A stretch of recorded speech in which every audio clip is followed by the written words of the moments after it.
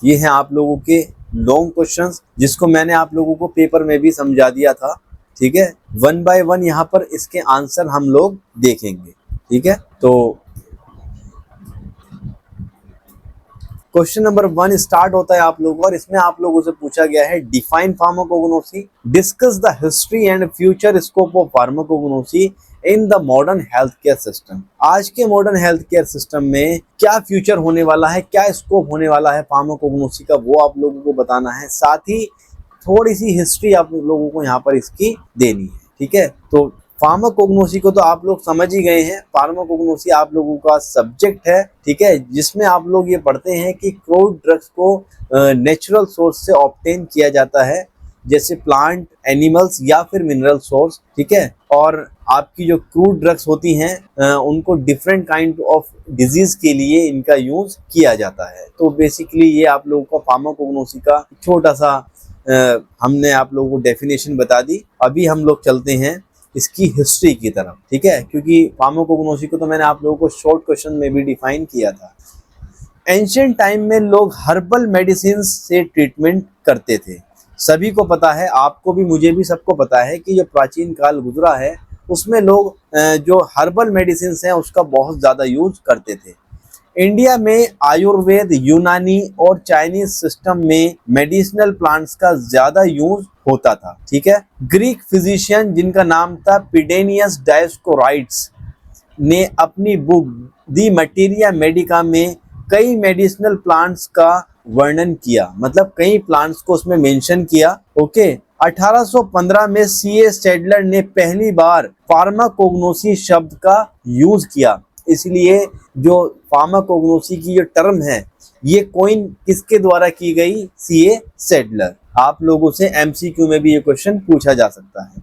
Last में scientist ने plant से मॉर्फिन, क्विनिन जैसे एक्टिव कॉन्स्टिट्यूएंट्स एक्सट्रैक्ट किए, यानी अलग निकाले, उनको बाहर निकाला गया, जिससे मॉडर्न मेडिसिन का डेवलपमेंट हुआ। क्लियर? तो ये आप लोगों की छोटी सी हिस्ट्री है जो इस क्वेश्चन में आप लोगों को बतानी है। आप ज्यादा भी बता सकते हैं according to your question marks.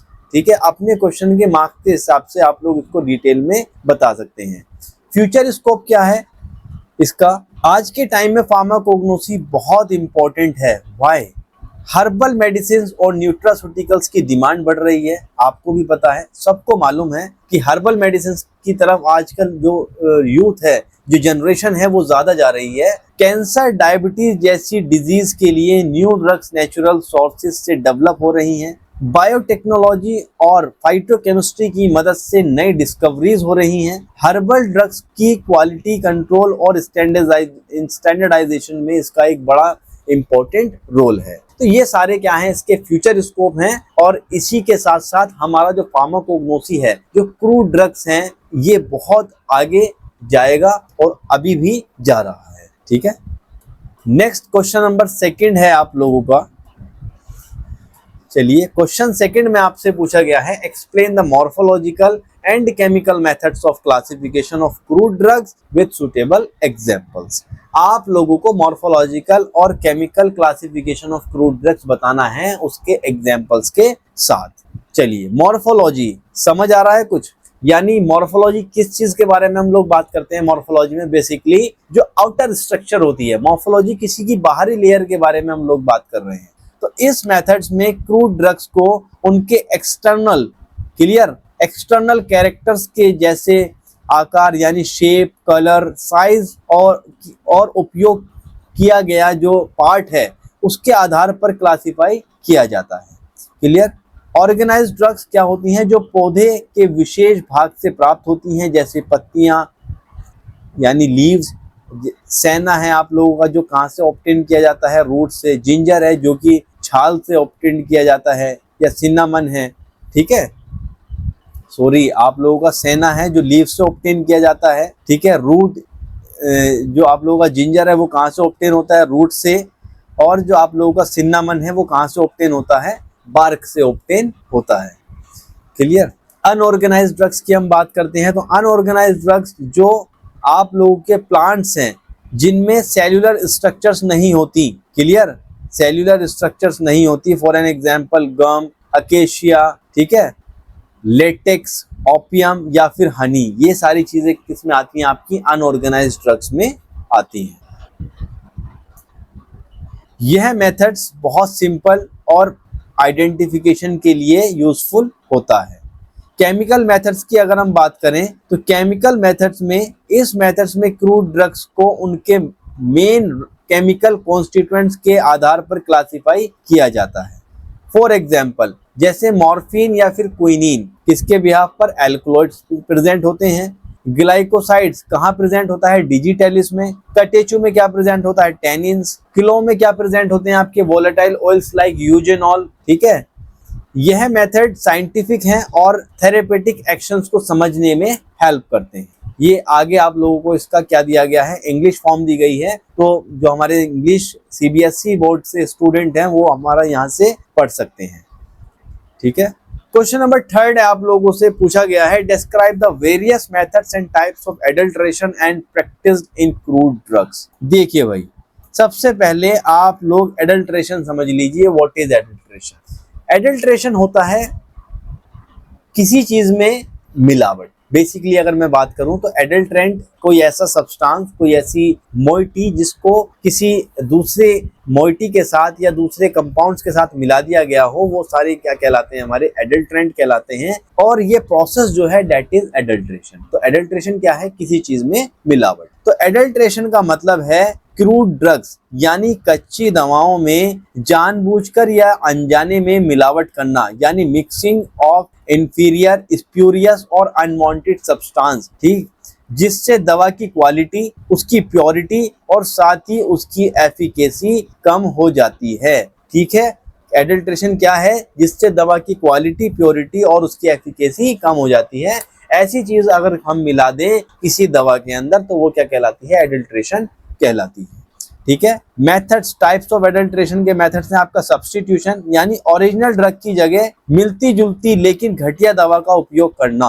ठीक है, फॉर एग्जाम्पल सैफरोन है, केसर, उसकी जगह रंग हुए रेशे। ठीक है, अगर हम सैफरोन की जगह किसी, जो आप लोग देखे होंगे कुकड़ी, जो भुट्टे के बाल आते हैं, उसको अगर हम रंग करके मिला दें सैफरोन की जगह, तो ये क्या हुआ? एक तरीके से मिलावट हुई। तो दैट इज सब्स्टिट्यूशन। नेक्स्ट है एड मिक्सचर। ठीक है, दवा में मिट्टी, रेत, पत्थर जैसे फॉरेन सब्सटेंस मिलाना उसके वजन को बढ़ाने के लिए, तो ये आपका एड मिक्सचर। नेक्स्ट है आर्टिफिशियल एडल्ट्रेशन, यानी नकली या आर्टिफिशियल प्रोडक्ट बनाकर ओरिजिनल के नाम से बेचना, वो आपका कहलाता है आर्टिफिशियल एडल्ट्रेशन। फोर्थ है एग्जॉस्टेड ड्रग्स, जिसमें से एक्टिव कॉन्स्टिट्यूएंट निकाल लिए गए हों फिर भी उसे बेचा जाए। ठीक है, तो that is exhausted drug. Deterioration, गलत स्टोरेज के कारण दवा का खराब हो जाना। हार्मफुल सब्सटेंस एडिशन, दवा में हार्मफुल केमिकल्स या फिर आर्टिफिशियल कलर्स का ऐड करना। ओके, तो ये सारे आप लोगों के एडल्ट्रेशंस के टाइप हैं। दो इंपॉर्टेंट टाइप्स में एडल्ट्रेशन के आप लोगों को और बता देता हूं, बेसिकली ज्यादा पूछे जाते हैं। एडल्ट्रेशन दो टाइप्स की होती है, इंटेंशनल एडल्ट्रेशन और अनइंटेंशनल एडल्ट्रेशन। देखिए, इसमें मैंने मेंशन नहीं की है, लेकिन आप लोग फिर भी उसको जानिए क्या है दोनों चीजें। इंटेंशनल का मतलब आप लोग क्या समझ रहे हैं? जिसमें कोई चीज जानबूझकर की गई हो। ठीक है, जिसमें जो एडल्ट्रेशन की गई है, जो मिलावट की गई है, वो जानबूझकर की गई है, दैट इज इंटेंशनल एडल्ट्रेशन। अगर मैं बात करूं अनइंटेंशनल की, तो अनइंटेंशनल का मतलब है कि जाने अनजाने में कोई मिलावट अगर हुई है तो दैट इज अनइंटेंशनल, मतलब उसमें हमारी कोई इंटेंशन नहीं थी, हमने अपने लाभ के लिए, अपने फायदे के लिए उसमें कोई चीज नहीं मिलाई थी, वो गलती से हमारी उस मेडिसिन में ऐड हो गई, तो दैट इज अनइंटेंशनल एडल्ट्रेशन। आप इसके दो टाइप्स भी लिख सकते हैं, दोनों इंपॉर्टेंट है और ये भी आप लोग लिख सकते हैं। क्वेश्चन नंबर 4 में आप लोगों से पूछा गया है, give a detail account of the occurrence, isolation and identification test of alkaloids. Alkaloids क्या है आप लोग पढ़ चुके हैं। एल्कलॉइड्स वो केमिकल सब्सटेंस हैं या वो क्रूड ड्रग्स के पार्ट्स हैं जिनको एक्सट्रैक्ट किया जाता है किसी भी क्रूड ड्रग से। ठीक है, आप लोगों को बताना है उसका ऑकरेंस, उसके आइसोलेशन और साथ ही उसके आइडेंटिफिकेशन टेस्ट। ऑकरेंस की हम बात कर लेते हैं भैया। एल्कलॉइड्स नाइट्रोजन कंटेनिंग कंपाउंड्स होते हैं जो मेनली प्लांट्स में मिलते हैं। ये सीड्स, रूट्स, बार्क और लीव्स में प्रेजेंट होते हैं। For example opium, quinine. ठीक है, ओपियम से मिलता है आप लोगों को मॉर्फिन और सिंकोना से मिलता है आपको क्विनीन। क्लियर। तो ये दोनों क्या हैं, आपके एल्कलॉइड्स हैं। आइसोलेशन की हम बात करें तो एल्कलॉइड्स को आइसोलेट करने के लिए mainly acid base extraction method use किए जाते हैं। देखिए बता देता हूं मैं आप लोगों को, स्टेप समझ लीजिए। क्रूड ड्रग्स को पाउडर करके डाइल्यूट एसिड के साथ ट्रीट किया जाता है जिससे एल्कलॉइड सॉल्ट फॉर्म में डिसॉल्व हो जाते हैं। ओके, सबसे पहले क्या करोगे आप लोग, अपनी क्रूड ड्रग्स को पाउडर फॉर्म में बनाओगे और उसको HCl के साथ, जो डाइल्यूट HCl है आप लोगों का, उसके साथ आप उसको मिक्स करोगे जिससे एल्कलॉइड सॉल्ट फॉर्म में डिसॉल्व हो जाते हैं। नेक्स्ट है आप लोगों को सॉल्यूशंस को फिल्ट्रेट करके इम्प्योरिटीज को रिमूव आउट करना। फिर इसमें बेस यानी अमोनिया ऐड किया जाता है जिससे एल्कलॉइड फ्री बेस फॉर्म में प्रेसिपिटेट हो जाते हैं, मतलब वो नीचे बैठ जाते हैं। लास्ट प्रेसिपिटेट को कलेक्ट करके प्यूरिफाई किया जाता है और वही एक्सट्रैक्शन क्या है आप लोगों का, एल्कलॉइड्स बचता है। इसके आइडेंटिफिकेशन टेस्ट है मेयर टेस्ट, लास्ट में क्रीम प्रेसिपिटेट देखने के लिए मिलेगा, आप लोग इसको बुक से पढ़ सकते हैं इसका पूरा प्रोसीजर। नेक्स्ट है ड्रैगनडॉर्फ टेस्ट एंड लास्ट है आपका वॉगनर टेस्ट। क्लियर। तो ये आप लोगों के कुछ एल्कलॉइड्स के टेस्ट हैं।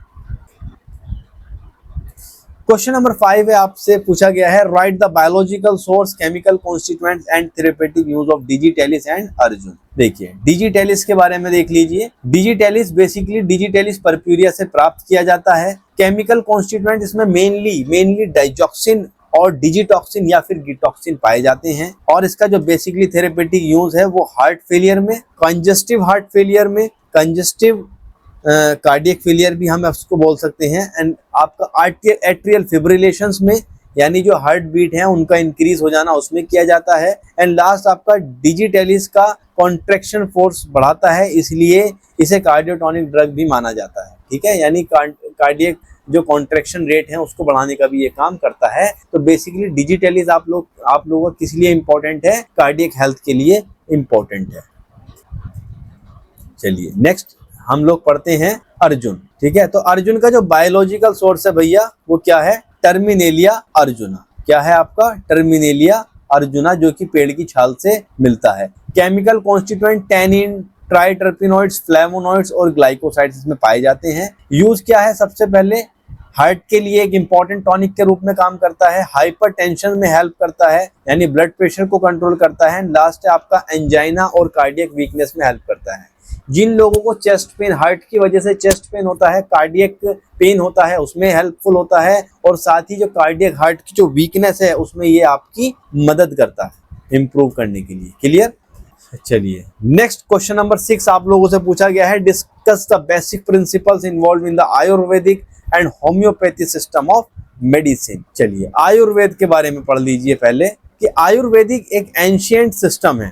ठीक है, एंशिएंट मेडिसिन सिस्टम है, यानी प्राचीन काल का सिस्टम है जिसका मेन एम बॉडी, माइंड और सोल का बैलेंस रखना है। ठीक है, मेनली ऑब्जेक्टिव क्या है कि इंसान की जो बॉडी है, उसका माइंड जो है और उसकी जो आत्मा है वो बैलेंस रहे।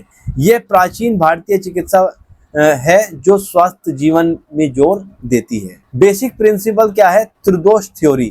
ठीक है, आयुर्वेद के अनुसार शरीर में 3 दोष होते हैं, वाता, पित्ता और कफ। ठीक है, इन तीनों दोषों का अगर इम्बैलेंस होता है तो कोई भी डिजीज क्रिएट हो सकती है। क्लियर। नेक्स्ट प्रिंसिपल है पंचम भूता। बॉडी 5 एलिमेंट से बनी होती है, जैसे पृथ्वी, जल, अग्नि, वायु और आकाश।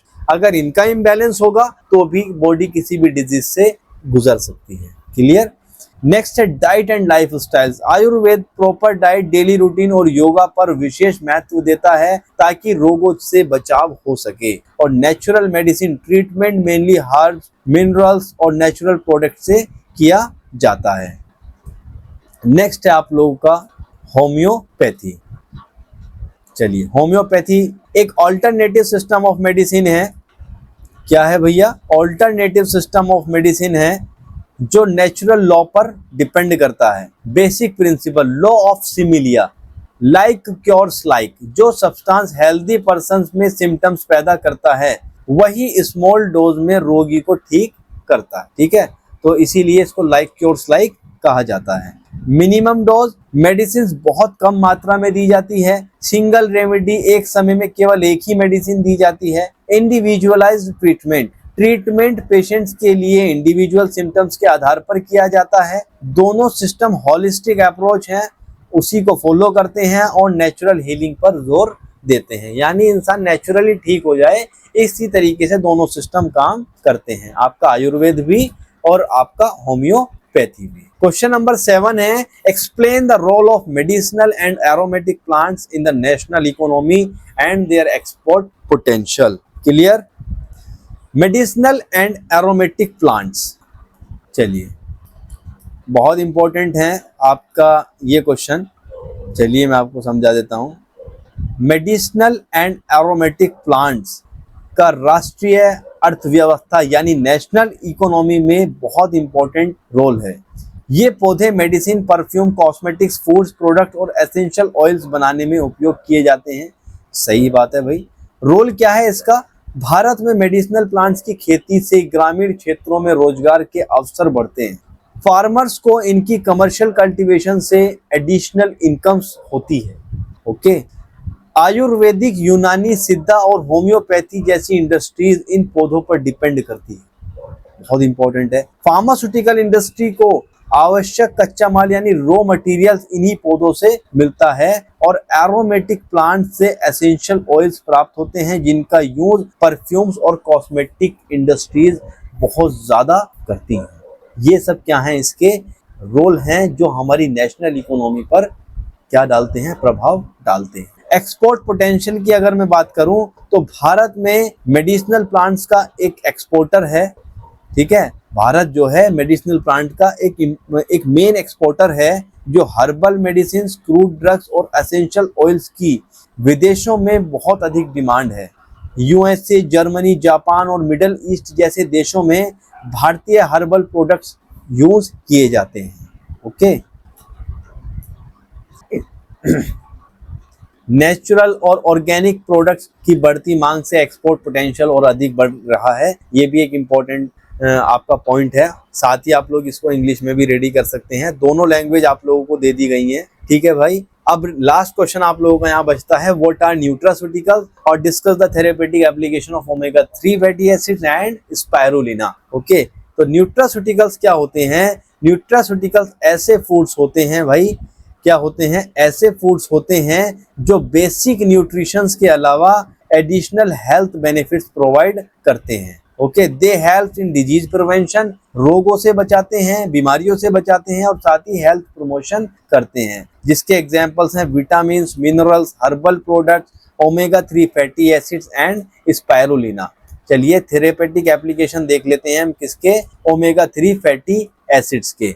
तो ओमेगा 3 फैटी एसिड्स बेसिकली कहाँ से प्राप्त होता है? आप लोगों को फिश ऑयल से प्राप्त होता है। ओके, मछली के तेल से प्राप्त होता है और इसका यूज है reduce risk of cardiovascular disease, cardiovascular risk को कम करता है। ट्राइग्लिसराइड यानी जो आप लोगों का कोलेस्ट्रॉल है उसको कम करता है। Show anti inflammatory action, anti inflammatory action provide करता है। हेल्पफुल इन रूमेटॉइड अर्थराइटिस, जो गठियाबाई के जो पेशेंट होते हैं उनमें हेल्पफुल साबित होता है। Support brain development and function, okay, दिमाग के फंक्शंस के लिए भी ये लाभकारी होता है।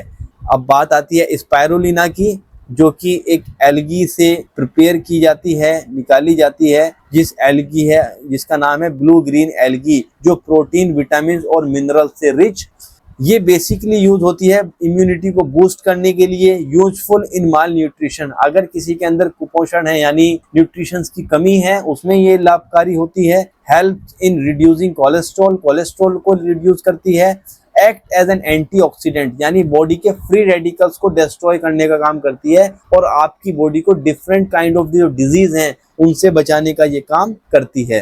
एंड लास्ट है helpful in anaemia due to high iron content, ठीक है, helpful in anaemia due to high iron content. Okay, जो एनीमिया है, जो लैक ऑफ ब्लड है, ब्लड की जो कमी है उसमें ये हेल्पफुल होती है, यानी आप लोगों के अंदर एनीमिया की कमी को दूर करने के लिए इसका यूज किया जाता है। ये आप लोगों के टोटल क्वेश्चंस हो गए हैं और नेक्स्ट जो स्लाइड है उसमें हम डिस्कस करेंगे अपना सेकंड मॉडल पेपर। तो जुड़े रहिए हमारे चैनल से और हमारी ऐसी वीडियोस देखने के लिए हमारे चैनल्स को लाइक एंड सब्सक्राइब करते रहिए। साथ ही आप हमारे वॉर्म फार्मेसी ऐप को प्ले स्टोर से डाउनलोड कर सकते हैं और अपनी डी फार्म की पूरी तैयारी बहुत अच्छे से कर सकते हैं। Thank you so much.